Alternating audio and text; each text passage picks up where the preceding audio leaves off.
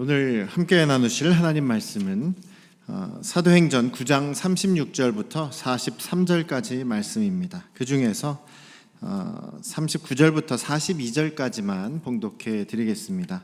사도행전 9장 39절부터 42절까지 말씀을 봉독해 드리겠습니다.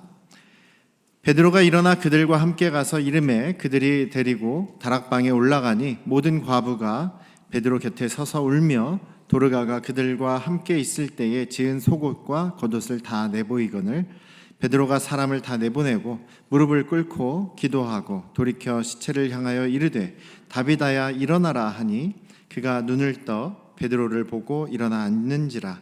베드로가 손을 내밀어 일으키고 성도들과 과부들을 불러들여 그가 살아난 것을 보이니 온 요파 사람이 알고 많은 사람이 주를 믿더라. 아멘. 할렐루야. 오늘도 우리 아버지 하나님의 크고 놀라우신 은혜와 그 크신 사랑이 여러분과 여러분 가정에 충만하시기를 주님의 이름으로 축원합니다. 두 가지 광고를 제가 좀 빠뜨렸는데요. 요즘에 코로나가 확산이 많이 되고 있기 때문에 주일 예배에 참석하실 때에 여러분들께서 각자 잘 알아서 조금 몸에 이상이 있다 혹은 내가 누구와 접촉을 했다 그러시면 알아서 이렇게 온라인으로 예배에 참여하셔도 괜찮다라는 거, 거기에 너무 부담 갖지 않으셔도 된다라는 말씀을 하나 드리고 싶고요. 두 번째는 가끔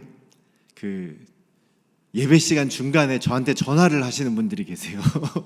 무슨 급한 일이 생겼다든지 아니면은 교회를 못 나오게, 예배를 못 나오게 됐을 때 얘기해 주시는 건데 시간을 잊어버리셨거나 아니면 예배가 없는 줄 착각하셨다거나 아니면 예배 시간인 줄 아시면서도 딱히 다른 분들이 이제 받는 분들이 없단 말이죠. 전사님들이나 다 이렇게 예배에 들어가 있기 때문에 그냥 저한테 혹시나 하고 거시는 분들도 있는 것 같은데 예배 시간에 제가 받지도 못하고 연락도 해드리지 못하죠. 죄송하게 생각하고 끝나면 전화 드립니다만, 그래서 혹시 그 예배 시간 중간에 혹시 급한 일이 정말 있으신 분들은 원로 목사님께 전화를 하면 좋지 않겠나라는 생각이 아까 들어서, 원로 목사님 웬만한 전화 다 받으시니까요.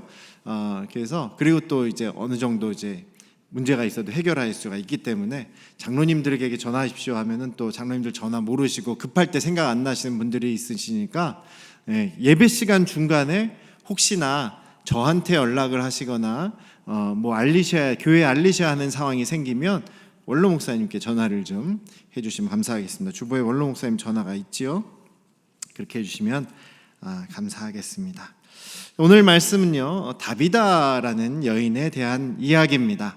저희가 지금 계속해서 코로나 시대이지만 우리가 그리스도인으로서 기본을 좀 더 다시 한번 돌아보자라는 차원에서 우리가 그리스도인의 기본, 또 우리 이 팬데믹 시대를 살아가면서도 놓치지 말아야 되고 다시 한번 생각해야 될 그런 부분들을 함께 나누고 있습니다. 그리스도인으로서 어려운 상황일수록 또 우리가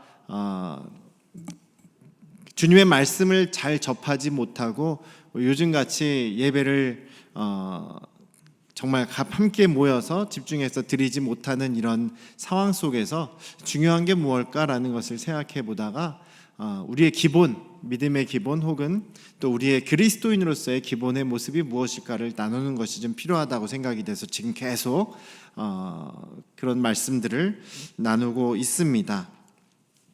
오늘 다비다라는 여인의 그 이야기를 함께 나누면서 우리가 함께 또 붙잡아야 될 그리스도인으로서의 모습을 좀 나누기를 원하는데요. 요즘 시대를 무관심의 시대라고 얘기를 하죠. 주변 사람들에 대해서 참 관심이 없는 시대 같아요. 옛날에는 정말 어느 집에 밥그릇이 몇 개 있고 숟가락이 몇 개 있는지까지도 훤히 꿰뚫을 정도로 집안에 그런 구별이나 담이 별로 없지 않았습니까? 아무 때나 찾아가서 인사하고 또 같이 놀기도 하고 그랬던 것 같아요. 옛날에는 오히려 저 어릴 때만 해도 옆에 집에, 이웃집에 가는 게 그렇게 어렵지 않았던 것 같은데 요즘에는 그러면 큰일 나죠. 아무 전화 연락도 없이 갑자기 불쑥 찾아가면은 막 다들 싫어하고 또 굉장히 신뢰가 되는 그런 상황이 되지 않았습니까? 오히려 또 요즘에 이웃들이 어떤 상황에 있는지도 별로 관심이 없고 잘 모르는 그런 모습이 오늘날의 모습인 것 같습니다. 또 어떨 경우는 어떤 지역은 그 이사를 굉장히 자주 다니는, 젊은 부부들이 많이 사는 지역은 또 이사를 자주 다니는 그런 상황도 있지 않습니까? 옛날에는 한번 터를 잡고 자리를 잡으면 거의 평생 그곳에서 이렇게 살아가게 되는데, 그 집에서 살아가게 되고 그 동네에서 살고 그러는데, 요즘에는 정말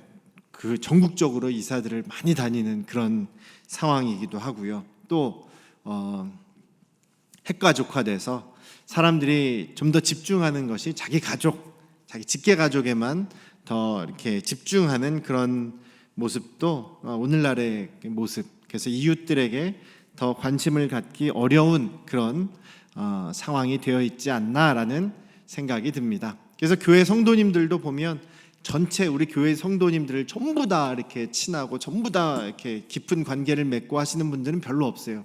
그냥 내 비슷한 나이 또래 혹은 같은 뭐 구역 식구 아니면 작은 교회 식구들 빼고는 잘 또 모르는 그런 경우들도 많지 않습니까? 더군다나 오늘날과 같이 이런 코로나 시대, 팬데믹의 시대에는 가까운 사람들뿐만 아니라 주변 이웃과도 계속 또 거리를 둬야 되는 그런 상황으로 인해서 점점 더 우리 그 교회 성도님들 서로가 또 이웃 간의 거리가 더 멀어지는 그런 느낌을 받습니다. 또 이런 상황 속에서 우리 그리스도인들은 그럼 어떤 모습으로 세워져야 할까라는 것을 생각해 보다가 오늘 이 사도행전 9장에 나오는 다비다의 모습을 한번 생각해 보게 되었습니다. 다비다, 어떤 기준으로 사람의 성공, 인생의 성공을 이야기할 것인지는 사람마다 다 다르겠죠. 근데 제가 생각할 때 이 다비다는 참 성공한 삶을 살지 않았을까. 자기가 죽었는데 정말 수많은 사람들이 이 여인에게 감사하고 그리워하고 안타까워하고 너무나 슬퍼하면서 이 사람은 죽어서는 안 되는 사람입니다 라고 하면서 자기들이 노력을, 죽었는데도 이 여인을 살리기 위해서 막 노력하지 않습니까? 베드로에게 사람을 막 보내가지고 빨리 좀 오라고. 이 여인이 죽은 지 얼마 안 된 것 같아요. 죽자마자 지금 시신을 씻겨서 일단은 그 다락방이라고 하는 넓은 그 방에다가 지금 안치를 해놨죠. 그 이스라엘 지역은 잘 아시는 분들은 아시겠지만 그 온도가 높기 때문에, 보통 이제 온도가 높기 때문에 빨리 시체가 썩는다 그러죠. 그래서 장례를 빨리 치르는 그런 지역들입니다. 또 더군다나 이 요바는 바닷가에서 가깝기 때문에 되게 따뜻한 지역이에요. 그래서 시신이 빨리 부패할 수 있기 때문에 빨리 장례를 치러야 되는 그런 상황입니다. 그래서 이 다비다라는 여인이 죽은 지 얼마 안 됐기 때문에 그 근처에 베드로가 있다라는 소식을 듣고 빨리 사람을 보내서 베드로를 모셔오는 그런 일들이, 급박하게 돌아가는 일들이 여기 보이지 않습니까? 그렇다는 얘기는 정말 많은 사람들에게 사랑을 받았구나. 베드로가 오자마자 그 많은 과부들이 이 다비다가 얼마나 자기들을 위해서 이렇게 노력을 해줬는지, 수고를 해줬는지, 그 다비다가 만든 옷들을 막 보여주면서 우리에게 이렇게 잘해준 여인입니다. 베드로 사도님 어떻게 좀 해주십시오. 이렇게 좀 얘기하고 있지 않습니까? 그런 면에서 참 많은 사랑을 받았구나. 그 옛날 원로 목사님도 자주 말씀하신 얘기지만 옛날 어른들이 그런 얘기 많이 하셨죠. 인간에게, 사람은 세 종류가 있다. 꼭 필요한 사람, 정말 있어야 되는 사람이 있고, 있으나 없으나 있어도 그만, 없어도 그만한 사람이 있고, 절대로 있어서는 안 되는 사람이 있고, 그런 세 종류의 사람을 이야기하지 않습니까? 다비다의 경우는 분명히 꼭 있어야 하는, 꼭 필요한 사람, 정말 사람들에게 인정받고 칭찬받는 그런 사람이다라는 것이죠. 저와 여러분들이 모두 이렇게 정말 꼭 있어야 하는 사람, 우리에게 있어서 꼭 필요한 그런 모습의 사람들이 되실 수 있기를 주님의 이름으로 축원합니다. 어떤 모습이 다비다가 이런 평가를 받을 수 있었는지, 그리스도인의 모범으로서 다비다는 어떤 모습이었는지 한번 보려고 합니다. 첫 번째로 이 다비다는 여제자다라고 이렇게 이야기를 합니다. 36절에서 누가는, 이 사도행전을 누가가 기록했죠. 이 누가는 다비다에 대해서 잘 설명을 해주고 있는데, 첫 번째로 이 다비다를 대표하는 말은 여제자다. 예수 그리스도의 제자인 여성이다라는 이야기죠. 이 여인의 이름은 다비다라고 했습니다. 그런데 그것은 유대인식의 유대 이름이고요.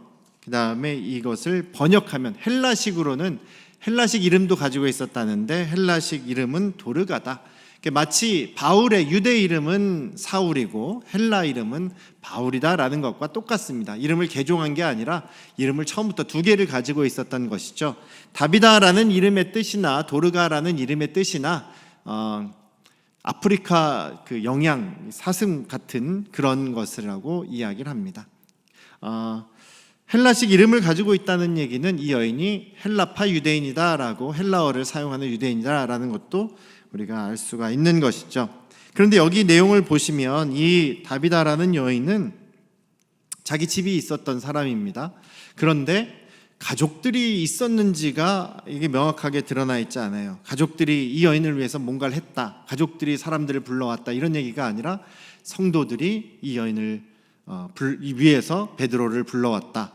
또 많은 과부들이 거기에 함께 있었다.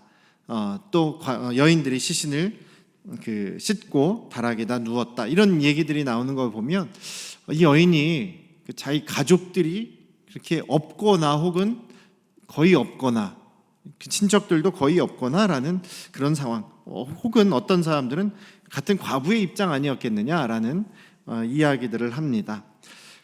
그 성도들과 많은 과부들이 그녀의 곁에 있었던 것으로 보아 그녀도 역시, 다비다도 역시 자신도 외로운 처지가 아니었겠느냐라는 생각을 해오는 것이죠. 그럼에도 불구하고 이 다비다는 연약한 그런 자기의 상황에도 불구하고 또 자기도 부족함에도 불구하고 그냥 뒤로 물러나 있는 것이 아니라 앞장서서 나아갔던 그런 모습이다라는 것이죠. 이름에 걸맞게 아주 풍요롭고 또 아름다운 향기를 바라는 그런 삶을 살았던 여인이다라고 기록을 하고 있습니다. 특별히 사도행전의 저자인 누가는 이 여인을 여제자다라고 말하고 있는데요. 여제자, 그리스도의 제자. 제자란 것이 무엇입니까? 가끔 말씀드리지만 제자라는 것은 예수 그리스도를 나의 주님으로 믿은 사람입니다. 예수 그리스도를 나의 주님으로 믿은 사람, 그리고 또 예수님의 가르침을 따라서 그대로 자신의 스승을 따라서 닮아가며 살아가는 사람, 예수 그리스도를 나의 주님으로 믿고 예수님의 가르침을 따라 사는 사람이 바로 예수 그리스도의 제자다라는 것이죠. 예수 그리스도를 나의 주님으로, 주인으로 모셨기 때문에 우리의 모든 삶 속에서 가장 우선되는 기준이 바로 예수님이십니다. 예수님의 명령에는 우리가 순종해야 되는 것이죠. 그렇다고 해서 우리의 모든 삶에서 그냥 예수님께만 맡기고 예수님의 모든 것은 예수님에게만 돌릴 수는 없는 것이죠. 우리의 삶 속에서 우리의 가진 지식과 재능이나 우리의 노력을 충분히 해 나가야 합니다만, 그런 과정 속에서 나의 지식과 예수 그리스도의 가르침과 명령이 만약에 부딪히는 일이 생긴다, 그러면 어디에 순종을 해야 된다고요? 예수님의 말씀에 순종을 해야 된다라는 상황입니다. 옛날 우리 선비들은요, 학문을 배울 때 과거 시험을 준비하기 위해서 학문을 공부하지 않습니까? 그런데 그 중에서 사서 삼경이라는 것을 공부를 했습니다. 논어, 맹자, 그런 유교의 그런 공자님 가르침을 열심히 배우기도 했고, 삼경이라는 것은 시경, 서경, 역경에서 시와 글씨와 또 주역. 우리가 주역이라고 하면은 점치는 데 사용하는 그런 거라고 생각할 수 있는데, 옛날엔 그것이 학문이었다는 거죠. 주역을 공부하시는 분들은 이것이 참 통계고 굉장히 과학적이다, 그래서 그것이 나쁜 것만 아니다, 이렇게 얘기하시는 분들이 많아요. 그렇다고 그 당시에는 그것이 학문이었기 때문에 어떤 분들은 풍수지리를 알고 계신 분들은 여기는 그 수맥이 흐르는 곳이니까 여기에다가는 방을 놓지 않는 게 좋다, 이런 식으로 그런 면에서는 또 맞는 부분도 있어요. 그런데 문제는 뭐냐면 그것이 진리라고 생각하면 안 된다는 거죠. 어떤 모든 면에서 그것이 진리이고 또 예수 그리스도의 말씀과 그것을 생각할 때 거기에 더 비중을 둔다는 것은 잘못된 거죠. 우리 주님 우리가 우리의 건강을 생각할 때도 그렇습니다. 우리의 생명은 하나님 것이기 때문에 하나님께 맡겨야 하는 것이죠. 우리의 건강도 어찌 보면 하나님의 주권 아래에 있습니다. 맡겨야 됩니다. 그렇지만 우리가 최선의 노력, 내 건강을 지키기 위해서 해야 되는 건 해야 된다는 거죠. 제가 운동을 하고 다이어트를 하는 것도 제 혈압도 높았고 그 다음에 혈당도 꽤 나왔고 또 지방간도 어마어마해서 간경화 직전까지 가서 맨날 의사 선생님한테 혼나가지고 그래서 제가 다이어트를 시작하게 된 거란 말이죠. 근데 이것도 저의 우상이 될 수가 있습니다. 여기에 완전히 그냥 제 시간과 모든 노력을 다 쏟아붓고 내 몸을, 내 건강을 내가 조절할 수 있다라는 생각을 갖게 된다면 이거는 착각이고 주님의 뜻과 맞지 않는, 주님을 주인으로 모신 사람의 모습은 아니게 되는 것이죠. 우리의 생명은 주님의 것입니다. 맡기는 부분도 있어야 되고 우리의 모든 면에서 주님께 맡기고 주님의 말씀에 우선을 두고 살아야 하지만 우리가 할 수 있는 노력을 다하는 것, 그것이 바로 그리스도인의 모습, 예수 그리스도의 제자로서의 모습이라는 것입니다. 어떤 모습에 우리가 최선을 다하는 삶을 사느냐, 그것은 바로 주님께 영광을 돌리고 사람들에게 선을 행하고 사람을 사랑하고 돌보는 그런 하나님을 사랑하고 이웃을 사랑하는 그런 방법과 삶 속에서의 일들은 바로 우리가 최선을 다해야 되는 모습이다라는 것이죠. 이 여제자인 다비다는 그런 삶을 살았다라는 것입니다. 예수님의 가르침과 예수님의 그 뜻을 따라서 제자의 도를 실천하였고 그리스도의 향기가 되었다라는 것이죠. 하나님을 사랑하는 사람이었습니다. 그리고 정말 이웃을 사랑하는데 구체적인 그런 삶으로 살았다라는 것을 우리가 생각하시면서 우리도 막연히 그냥 예수님의 제자 그리스도인이다라고 하면 그냥 막연하게 나 예수님 믿으니까 그리스도인이다, 그거로만 만족하지 마시고 그리스도인이라면 예수님의 가르침에 순종, 말씀의 명령에 순종하고 예수님의 가르침을 따라 살려고 하는 그 노력을 우리가 해야 된다는 사실을 잊지 않으시길 주님의 이름으로 축원합니다. 사도행전 1장 1절을 시작하면서 이 누가가 뭐라고 얘기하냐면 예수님께서 행하시고 가르치신 것들을 내가 당신에게 알려줬었다라고 얘기하고 그 가르침과 예수님의 그 실천이, 행함이 이 제자들에게 어떻게 이어졌는가를 내가 지금부터 얘기하겠다라고 하면서 지금 사도행전을 기록을 하고 있거든요. 분명히 예수님께서도 가르치셨고 또 행하셨습니다. 그것을 제자들도 이어받아서, 사도들도 이어받아서 예수님의 말씀을 가르치고 순종하며 또 예수님의 말씀대로 행한 사람들이 바로 예수님의 제자 그리스도인이다라는 사실을 우리 잊지 않으시고 정말 우리도 그런 모습이 되도록 노력하실 수 있기를 주님의 이름으로 축원합니다. 다비다는요 다락방을 가지고 있었습니다. 우리나라가 생각하는, 여러분들이 우리 문화에서 생각하는 다락방하고는 좀 달라요. 다락방이 그냥 지붕 밑에 있는, 지붕 아래에 있는 조그만 짐을 넣는 창고 같은 그런 개념이 아니고 오히려 이 다락방이라고 했을 때 다락방이라기보다는 2층 방 혹은 3층 방이라고 생각하시면 좋을 것 같아요. 1층에는 주방이나 이런 그런 생활 공간이 있다고 한다면 2층은 넓은 그런 그 공간입니다. 텅 트인 공간이에요. 그래서 거기서 사람들이 식사도 하고 교제도 하고 모임도 하고 굉장히 그런 넓은 공간이 다락방이라는 명칭입니다. 2층 방 혹은 위에 방 이렇게 설명해야 되지 않을까라는 생각입니다. 마가의 다락방을 가본 적이 있는데요. 마가의 다락방이 아니라 그냥 2층에 있는 넓은 방이에요. 넓은 방입니다. 그냥 턱 트인 넓은 방이에요. 그 공간에서 예수님과 예수님의 제자들이 테이블을 놓고 앉아서 혹은 그 유대인들의 원래 앉아 있는 그 식사하는 방식은 그냥 바닥에 그 카펫으로 쫙 깔린 상태에서 비스듬히 누워서 먹거나 엎드려서 먹거나 이런 상황이었거든요. 12명이 다리를 쫙 뻗고 누워도 아주 넉넉한 그런 넓은 장소입니다. 거기에서 뭐 40명, 50명이 뭐 앉아서 그 기도를 해도 충분히 할 수 있는 그런 공간이더라고요. 여기도 마찬가지입니다. 다비다가 지금 다락방을 가지고 있었고, 또 그곳에 이제 이 여인이 죽었을 때 거기에 시신을 놓고 사람들이 조문도 하는 뭐 그런 상황이 있게 되었는데요. 다락방 하면은 굉장히 친근하죠. 그리고 다락방은 단지 그냥 구석에 있는 방이 아니라 성경 역사에서, 교회 역사에서 참 중요한 역할을 많이 합니다. 예수님께서 제자들과 마지막 만찬도 하셨을 뿐만 아니라 또 초대 교회, 예루살렘 교회가 세워지고 모이고 또 성령의, 오순절 성령의 역사를 받게 되는 장소가 마가의 다락방 아니었겠습니까? 마가의 다락방은 또 사람들이 모여서 예배하는 공간이었고, 기도하는 공간이었고, 또 거기서 같이 식사를 하고 교제하고 또 봉사와 섬김을 하는 그런 나눔과 섬김의 장소였다라는 것입니다. 이 여제자였던 다비다의 다락방은 욥바에 있는 성도들과 여인들이 함께 모여서 거기서 교제하기도 하고 또 도움이 일어나기도 했던 굉장히 의미 있는 장소였다라는 것입니다. 생각해 보건대 여기가 아마 이 욥바에 있던 교회의 모임 장소였기도 하고 또 기도하는 장소였기도 하고 봉사하는 장소였기도 하다라는 것입니다.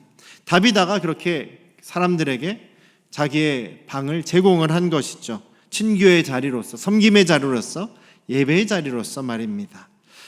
다비다가 병들어 죽었을 때 모든 과부들이, 그 성의 모든 과부들이 울면서 이 여인과 함께 있었던 때를 생각하고 또 이 여인이 얼마나 우리에게 이곳에서 우리를 섬겨주었는지를 베드로에게 다 이야기할 정도로 이 여인은 그 연약한 사람들, 자기들보다 더 연약한 사람들과 정말 친하게 깊은 사랑의 관계를 맺어가고 있었다라는 것을 우리가 볼 수 있다라는 것이죠.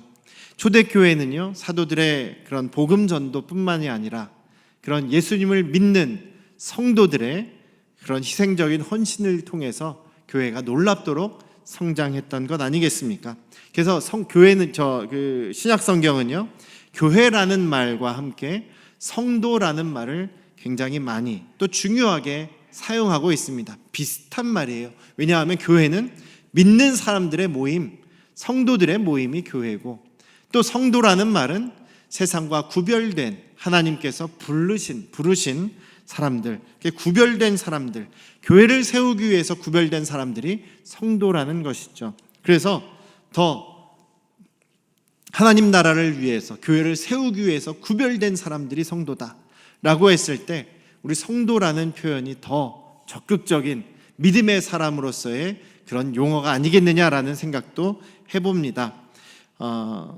이 욥바에서 자신의 한계를 뛰어넘어서 최선을 다해 동료들을 또 자신보다 더 연약한 사람들을 섬기기 위해서 자기가 가지고 있는 장소를 열고 또 그들을 맞이하고 함께 이렇게 귀한 관계 그리고 또 노력을 해나갔던 다비다의 모습을 보시면 여러분들은 또 저와 여러분들은 어떤 것을 나눌 수 있겠는지 생각해 보실 수 있을 것입니다. 나에게 있어서 다락방과 같은 것은 무엇일까 생각해 보시면서 함께 우리가 할 수 있는 최선의 것을 함께 나눌 수 있는 그런 저와 여러분들 되시길 주님의 이름으로 축원합니다.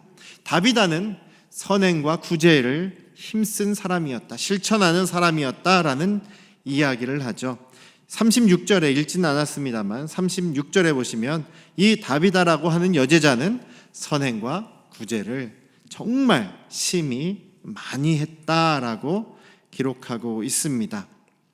특히 많은 과부들의 그 욥바 지역에 사는, 여기 39절에 보면 모든 과부가라고 할 정도면 욥바에 살고 있는 정말 거의 모든 과부들을 이 여인이 후원하고 있었다, 후견인으로서 이들을 돌보고 있었다라는 것을 우리가 생각해 볼 수가 있습니다. 교회 식구들 가운데 혹은 이웃들 가운데 모든 과부들을 자신의 재봉 기술을 이용해서, 자기의 기술을 활용해서, 그리고 자기의 그 공간을 제공하면서 그 이웃들의 필요를 채워주는 역할을 했다라는 것이죠.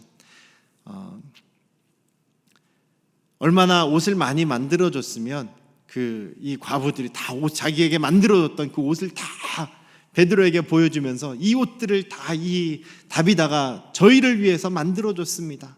이 여인은 정말 지금 죽어서는 안 됩니다라고 그렇게 간청할 수 있었겠느냐라는 것이죠. 여러분들도 저나 여러분들이나 정말 다른 사람들을 위해서 할 수 있는 자그마한 뭔가가 있을 것입니다. 없는 사람은 없어요. 왜냐하면 예수님을 믿음으로 예수님을 영접하면 우리 안에 계신 성령께서 우리 모두에게 각각 필요에 따라서 각각 능력에 따라서 은사들을 주시기 때문이다라는 것이죠. 모두에게 우리는 은사가 있습니다. 섬기는 은사, 또 가르치는 은사, 예언하는 은사, 권면하는 은사, 또 상담해주는 은사, 위로해주는 은사, 너무나 많지 않습니까? 뭔가 우리가 할 수 있는 일들이 있다라는 것이죠. 중보기도하는 그런 은사들도 있습니다. 우리가 가진 것, 할 수 있는 것으로 최선을 다해서 한다면 뭔가 많이 하든지 못하든지, 아니면 그것이 정말 눈에 띄든지 눈에 띄지 않든지 하나님께서는 다 아시기 때문에 우리의 노력을 기뻐하시고 우리 하나님께서 우리를 정말 잘했다라고 칭찬해 주시리라 믿습니다. 모두가 어려워지고 있는 이 코로나 상황입니다만 그래도 우리 주님의 제자들은 선행과 구제로 우리에게 필요로 하는 무언가가 있는 그런 이웃들에게 우리 사랑으로 최선을 다해 섬겨야 하는 것은 변함없는 그런 기본이다라는 사실을 잊지 않으시기를 주님의 이름으로 축원합니다. 마지막으로 다비다는 자신의 죽음까지도 복음의 도구로 사용되는, 어떻게 보면 이것도 영광이죠. 바울 사도는 그렇게 얘기합니다. 내가 살아도 주님을 위해서 살지 않느냐. 우리가 죽는다고 해도 주님을 위한 죽음이 되니 우리는 사나 죽으나 주님의 것이기 때문에 주님께서 죽이시면 죽고 살리시면 살리는 거다.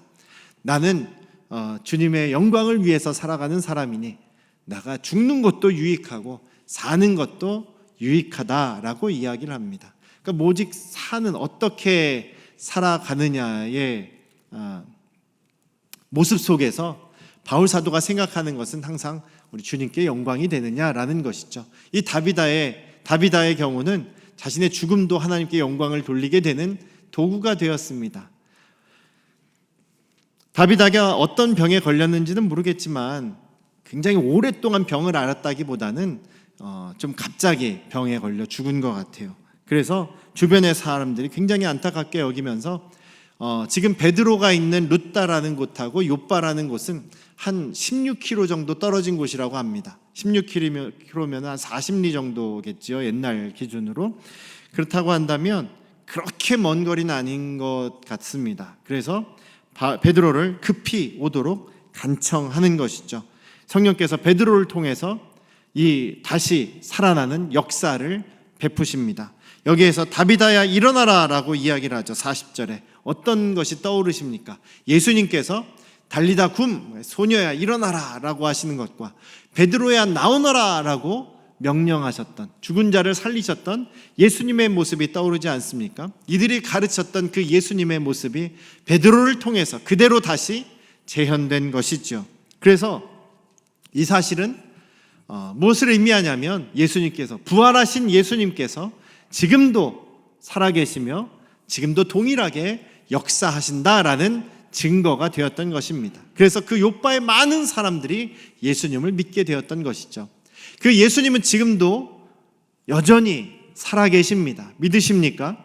여전히 그 예수님께서는 우리에게 성령을 부어주시고 성령을 통해서 동일하게 역사하시는 주님이십니다. 믿으십니까? 그렇다면 오늘도 우리는 예수 그리스도의 그 은혜와 능력을 경험하며 살 수 있을 줄로 믿습니다. 우리 주님께서 우리와 함께 하시며 우리에게 필요를 따라서 역사해 주실 것입니다. 우리가 다비다는 자신의 죽음으로도 또 자신이 살아남으로도 그것이 복음을 증거하는 그런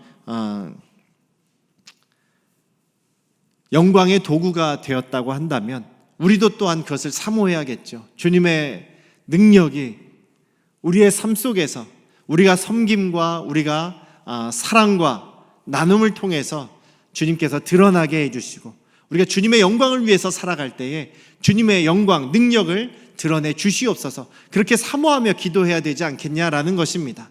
그럴 때에 우리도 주님을 향해서, 주님을 위해서 최선의 노력을 간구할 때에 주님께서도 우리를 인도해 주시고 역사해 주실 것입니다. 코로나로 인해서 다들 위축되어 있고 힘들다 혹은 걱정된다, 염려된다, 근심된다라는 얘기만 계속해서 들려오고 있는 상황입니다만, 우리는 우리가 할 수 있는 그리스도인으로서의, 예수 그리스도의 제자로서의 삶을 감당해 나가시면서 주님께서 또 우리를 위해서 역사하실 크고 놀라울 일들을 저희들이 기대하며 그 주님을 바라보며 소망 가운데 살아가시기를 주님의 이름으로 축원합니다. 그래서 힘들다, 어렵다, 안 된다라는 얘기보다는 우리가 지난주에 주님께서 이렇게 나를 역사해 주셨다, 이렇게 나를 돌봐 주셨다, 누구를 통해서 이렇게 나를 도와주셨다, 이런 간증들이, 주님의 놀라우신 은혜의 간증들이 우리 안양 성도교회 가운데에서 놀랍도록 더 풍성해질 수 있기를 주님의 이름으로 축원합니다. 그런 삶의 노력을 또한 열심히 해나가시는 그리스도의 제자가 되시기를 다시 한번 주님의 이름으로 축원합니다. 기도하겠습니다. 아버지 하나님, 다비다의 모습을 함께 나누었습니다. 이 여인도 자신의 상황도 만만치 않았고 또 여인도 굉장히 연약하고 어려운 상황이었으나 자신이 할 수 있는 최선의 노력으로 또 최선의 섬김으로 주변에 자신보다 더 어려운 이웃들을 도우며 또 돌보며 섬기는 모습을 살아갔음을 저희들이 보게 됩니다. 그런 가운데 주님의 능력과 영광이 드러나는 것을 또 보게 되었습니다. 우리 안양 성도교회 가족들은 이 코로나 시대에 어렵다, 힘들다, 걱정된다, 안 된다라는 부정적인 생각에 사로잡혀 사는 것이 아니라 주님의 은혜를 붙잡고 주님의 능력을 기대하고 의지하며 우리가 할 수 있는 최선의 사랑의 삶, 섬김의 삶을 살아감으로 인하여서 주님의 놀라운 역사, 지금도 살아계셔서 우리와 함께 하시는 주님의 은혜를 풍성하게 경험하는 우리 안양 성도교회 가족들이 되도록 인도하여 주시옵소서. 주님께서 이번 한 주간도 우리 가족들을 붙잡아 주시고 역사하여 주시옵소서. 이제는 우리를 죄에서 구원하신 예수 그리스도의 은혜와